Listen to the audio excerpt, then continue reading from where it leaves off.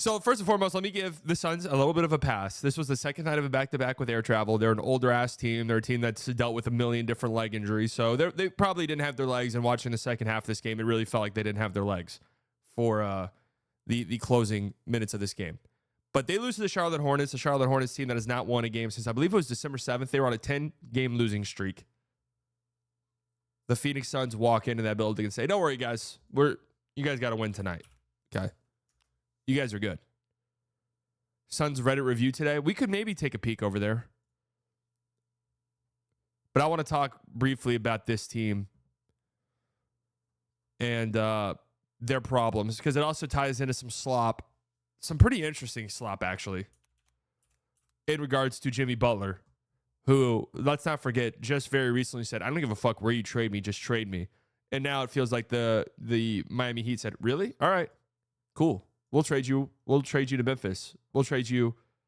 What was the other team he said no to? There was another team he said no to. Houston, was it? No, it wasn't Houston. Denver, Milwaukee, those three teams. We'll trade you there. And Jimmy was like, whoa. I changed my mind. I want to go to Phoenix. We'll talk about that here in a second. But that seems to be where we're at in this saga. But this current Suns team, before any trades have been made, 16-19. They've been a hot mess all year. They're trying quick Band-Aid solutions. Just a few games ago, they announced that Yusuf Nurkic would be coming off the bench, along with Bradley Beal, Ryan Dunn, and Mason Plumlee would be starting in their place. They beat a very, very injured Philadelphia 76ers team a few nights ago. And then last night, what could be one of the lower points of their season, losing on the road to the Charlotte Hornets. This defense is a monstrosity, okay?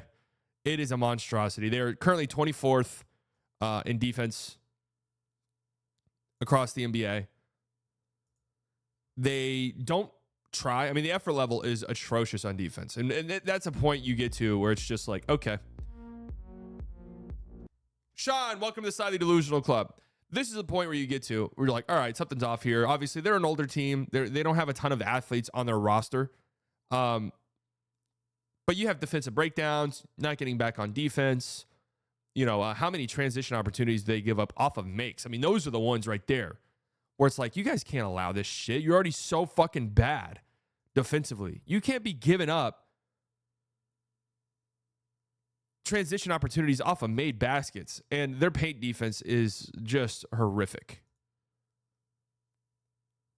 Their paint defense is so bad, they don't have a center. So when we talk about a potential Jimmy Butler trade for them, I don't think that solves much of anything at all. Obviously, finding out a way to replace Bradley Beal, Jimmy Butler is a win overall. I'm not sure they're going to be able to do that. But that is a win. The problem is, man, they don't have a center. They don't have a center. It's bad. It's ugly. They don't have any rim protectors. It's bad. It's ugly. You have Mason Plumlee, who I guess is their best option defensively. That's not a sentence you ever want to fucking say.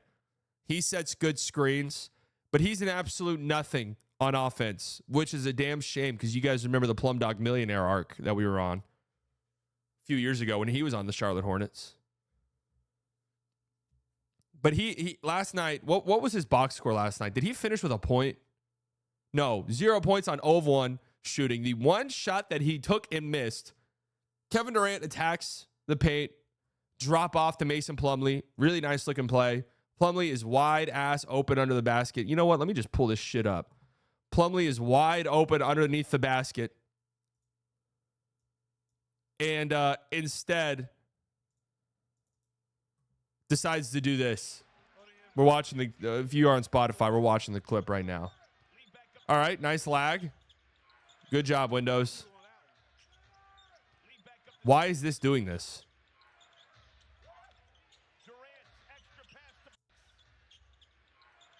I'm not sure why it looks this way. Wide open. I'm 7 feet tall. Here comes Cody Martin. I'm horrified. I'm scared of Cody Martin. I'm going to up fake. Cody Martin's not going to bite. I'm now going to foul bait and throw this off the backboard like that.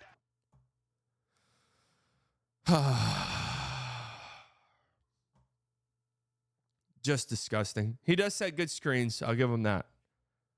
Devin Booker popped off last night. He looked really good. 39 points. A lot of those are off screen assists from Mason Plumlee. So you got that going for you. But Mason Plumlee is starting in the year of our Lord 2025 for a team that wants to win a championship.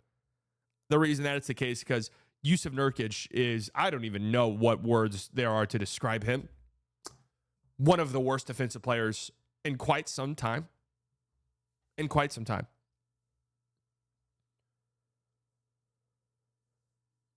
8 points, 3 of 6 from the field. What did I say? Why pause? What did I say?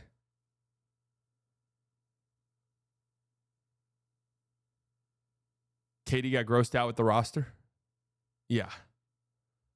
Nurkic's best moments of the season.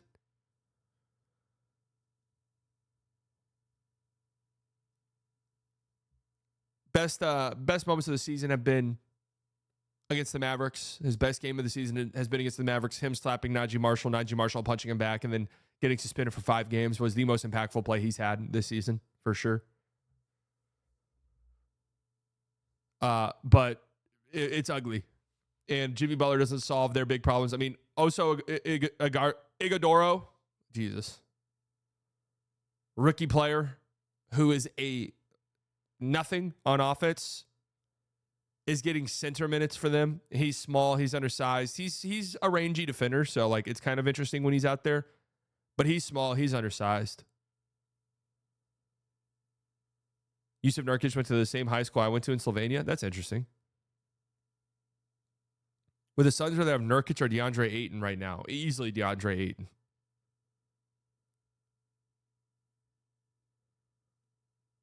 Bro often say Luka is a better player than Dirk. What's your opinion? Dirk won a championship. I was a Mavericks fan growing up. I was 15 years old when that happened. So I'm sorry. That holds a special place in my heart. Ayton's been fine on the Blazers. Yes. I'm not sure Ayton is somebody that you necessarily want on a contending team still. They did send Toumani Camara in that trade, yes, but Camara hadn't played at all yet, had he? Camara was a rookie, so they could use a Toumani Camara right now. That much is certain. But this is a lesson. This shit was always destined for disaster. All right, I wanted to make sure I was correct, and I went back and I looked at my tweets during the Beal trade. I fucking hated it.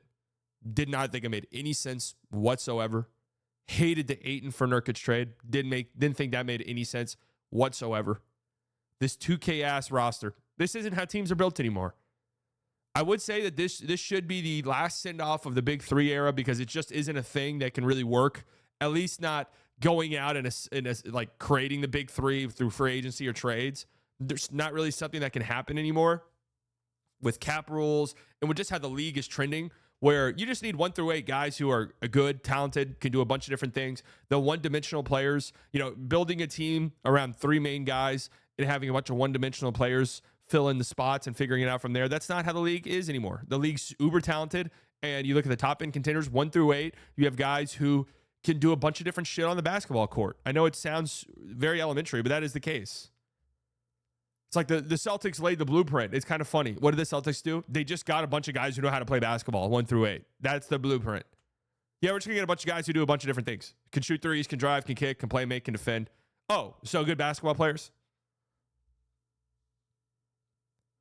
The Suns said, you know what we're going to do, actually? We're going to trade everything we have for an aging superstar who has a lower body injuries history. And then we're also going to bring in $50 million player who has been on, I think, only a handful of playoff teams throughout his career, has the worst contract in the league, and doesn't shore up any of our weaknesses. That's what we're going to do. And then we're going to try to build our roster. And I thought they did a fine job this offseason, considering their limitations and free agency. Getting Tyus Jones is huge. Getting Mason Plumlee, is good. Like, that's all good. They going out and figuring out a way to get Grayson Allen. Like, that was a nice move as well. That was a nice maneuvering. But their roster is just so limited in what it's capable of doing outside of their top three. And even their top three does not mesh together at all. I think Book and KD can play off each other 1,000%. Then you add Beal into the mix, and it's just like, it really is. It's like ball don't stop basketball. They take turns shooting mid-range jumpers. Like, that is how they play. They take turns shooting mid-range jump shots.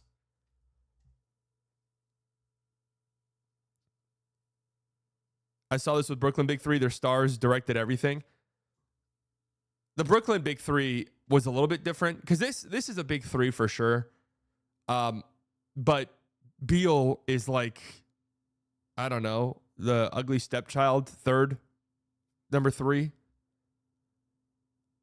Brooklyn's Big Three, like, they were pretty close to the peak of their powers, and we're playing insane basketball. Yeah, they just got hurt. Bradley Beal is making $50 million with a no-trade clause. Has some of the worst body language in the league. Doesn't play defense, really. It's just disgusting. They did have Claxton, yeah. Joe Harris, don't forget that. So, do you think Luka is actually in bad shape? Are you trying to, like, get me clipped or something? You come in here and ask me if I think Dirk is better than Luka, then you ask if I think Luka's in bad shape. I'm not trying to derail my show to answer all of these baity-ass questions. No, I don't think Luka's in bad shape. Are you in good shape slightly? No. I'm in better shape than some of my peers around my age. Thoughts on people being named Edward? I haven't really given it too much thought. That does raise the question. Eddie, when is it? What age is it? Like, dog, I'm not calling you Eddie. What age do you reach when you get to the Eddie part of things? And that goes back into Edward, or do we enter an Ed territory? I'm not entirely sure. Haven't really given Edward too much thought. Ed, and Eddie. Yeah, a lot of accomplished Edwards. That's true. What's your stance on the border? I'm really happy that Trump is finally doing what I've been wanting this country to do forever, which is just get rid of Canada. So we're on the up and up there. I'm excited for that. Can you please share some vids of you playing ball?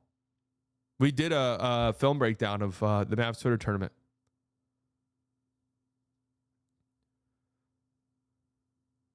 For a georatic athlete, Sally Bias is in good shape. Fuck you.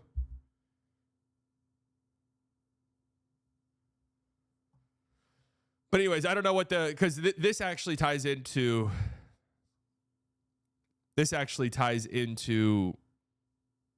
a report that came out yesterday that Jimmy Butler trade talks are heating up. Is this paywalled? Damn it.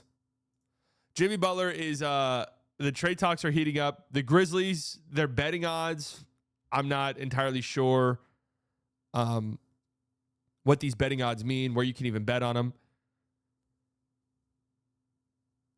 But the Memphis Grizzlies was starting to heat up there. That made some sense to me when you look at the trade package the Grizzlies would have, how they can make the salaries work. They could do it without really cutting too deep into their main rotation. And you get a guy in Jimmy Butler, which could help them out tremendously, especially come playoff time. I thought that felt right. Reports came out yesterday that Jimmy Butler's agent, or I don't know who, I don't want to piss off Jimmy Butler's agent, but that the Grizzlies are basically told, do not trade for Jimmy Butler, i.e., we're not re-signing. The Milwaukee Bucks, which tells me Chris Middleton on the chopping block, we're told, do not trade for Jimmy Butler. The Denver Nuggets, which this could be a masterful tactic here by the Heat to sort of sabotage some teams, because you're not an idiot. Like, if you're Chris Middleton and it's like, hey, the Bucks were asking about Jimmy Butler and they were told no. If you're Chris Middleton, you're like, wait a second. Wait, that means I was on the trading block, right? You start to So some distrust there within that organization. Hey, Nuggets, don't trade for Jimmy Butler. Nuggets are trying to, don't trade for him. If you're Michael Porter Jr., you're hearing that and you think, wait a second. The government's controlled by lizard people? Probably not clicking up there, if we're being honest. But you would usually think that.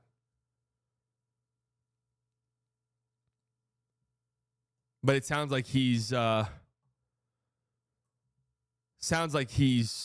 dead set on going to the Phoenix Suns. So why is it whenever I search Jimmy Butler, all right, here it is. Bradley Butler's agent, Mark Bartelstein, shuts down trade rumors regarding his client, saying there's been no discussion on waiving his no-trade clause. Beal's focuses on helping turn around the struggling Suns.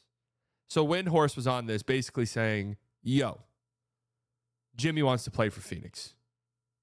That's it. Jimmy wants to play for the Phoenix Suns. That's where he wants to be. The Suns have been linked to Jimmy Butler after the Miami Heat suspended him and announced they would like to seek trade options last week. That led to speculation and reports that Beal could be involved.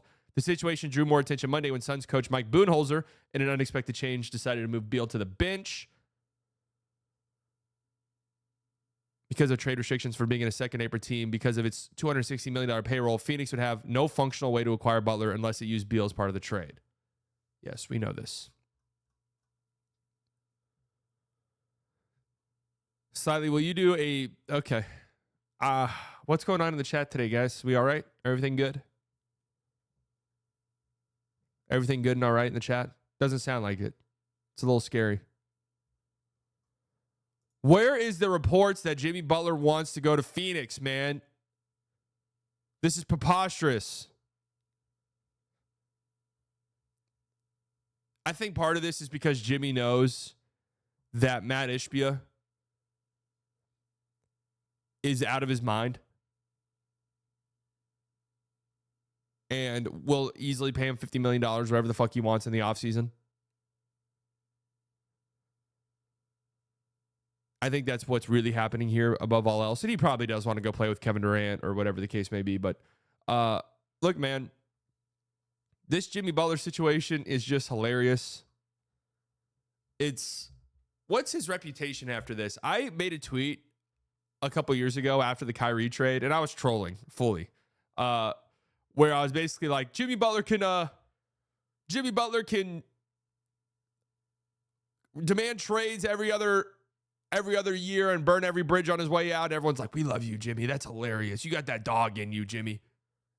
And Kyrie gets this reputation as burning every single bridge that he comes across and being a team cancer and a team killer. And it's funny, I look back at that tweet. There were so many Mavs fans under that tweet. This was right after the Kyrie trade, mind you. So many Mavs fans under that tweet like, dude, are you fucking serious? It's not even comparable. How can you compare Kyrie to Jimmy? It made me remember how many Mavs fans were against the Kyrie trade at the time. And a lot of different reasons for that, to be completely and totally fair. But, dude, I don't know. So the Memphis thing, I like the idea of him going to Memphis just because of the trade package really made sense. And they're going to need a guy like that in the playoffs. That's been their weakness. Every single postseason run they've had, they have not had enough creators on the basketball court. That's going to continue to be a weakness for them. Okay. Jimmy Butler kind of solves that. And it gives you a guy who's made deep playoff runs. It gives you an older guy who's really been there. They got Marcus Smart now too, but he'd be involved in that trade package. But would be good for them. But if it's like, dude, is he going to fuck our vibes up and in a year and a half from now, he's crying and complaining and we're going to have to trade him and we're suspending him for 6-7 games? Like, if you're a young team, do you really want to get into that? If you're the Rockets, do you really want that infiltrated? You already have your own version of that. We're going to talk about that here in a bit. I'm not looking at Fanspo. If you're the Suns, yeah, it makes sense. Our team vibes are already fucked. You come in here, hey, I'm pissed off. Guess what? Join the line, buddy. Everyone here is pissed. All right? Welcome to the Phoenix Suns. Everyone's upset. Get in line. Could work on the Philadelphia 76ers as well. Hey, I'm upset now. Good. Everyone is. Welcome to the team. You're officially part of the team now. Minnesota Timberwolves could make that reunion. Hey, I'm pissed off. Good. So is everyone else.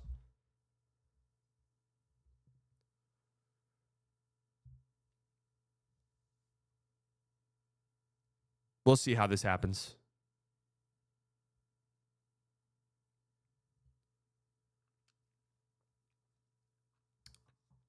We'll see how this happens. The Miami Heat reportedly want Jonathan Kuminga in a potential trade that would send Jimmy Butler to Golden State. The Warriors and Heat have held discussions with one another regarding Butler this season, league sources confirmed. Although mutual interest between Butler and Golden State exists, Miami has made it clear that Jonathan Kuminga is a player that they would want to be included in the framework of a potential deal for the superstar forward. What in the flying fuck are the Warriors doing? But the big problem persists here. The big problem persists with Phoenix is you trade for Jimmy Butler. Is Yusuf Nurkic still playing center? This is it right here. The Suns center situation is dire. Sure, Jimmy Butler would be nice, but this team is fucked regardless if they don't address that position. That's more important than a Jimmy Butler trade. How are they addressing it? I talked a little bit when we first started trades about the slightly threesome. We're going to take the day off, okay? Going to take the day off. Can you please ask Herb to come to the Mavs? Yeah, I'll ask. Please shout out in the chat today, guys, please. I'm being serious. It's getting weird.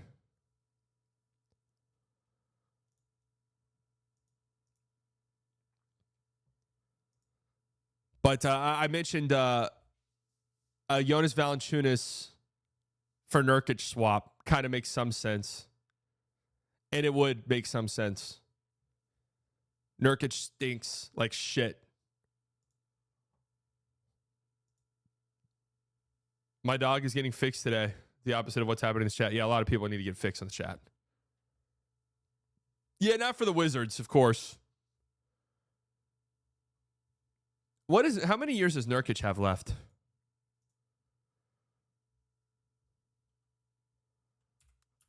2? What should the Wolves do at the deadline? Too many? What should the Wolves do at the deadline? They should try to get off Julius Randle. He's got $19 million next year. My God.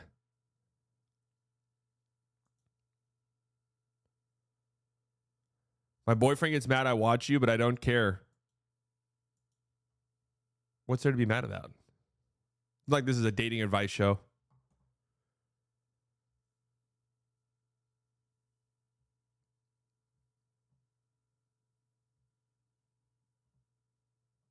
This feels like when class is going crazy and I'm feel bad for the teacher back in the day. Yeah. You know, it's just the shit that I put up with. It's why a lot of people say streaming is harder than a 9-to-5. And this factors into the equation. Hey man, I just worked a 12-hour shift in the ICU. Just had a horrible 24-hour shift in the ICU. Awful day. Yeah, you should have seen my chat this morning, bro. It was fucking nuts. Yeah, we lost several children. It was really sad. Yeah, dude, my chat today was fucking nuts. Like, I can't even begin to describe. And then you start to see why it is harder streaming than doing a 9-to-5. And this is coming from someone who's worked in a warehouse and in a factory, waking up at 2 a.m, getting there, packaging salt for 10 hours. Endlessly. Your back hurts. You're bored out of your mind. Several of your coworkers are high out of their mind. Things are bad. I thought being a welder was hard. I was wrong.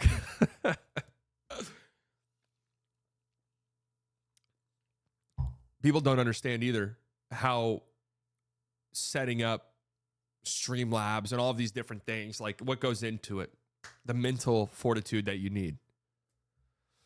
Very difficult. Very difficult. Okay, let's move on. Let's talk about, I mentioned the Rockets have their own weird Jimmy Butler situation happening. Obviously not to the level of the real Jimmy Butler situation, but what is going on, folks, with Cam Whitmore? I noticed this. I've been noticing this when I watch Rockets games. He had a stint in the G League recently. They can't find minutes for him.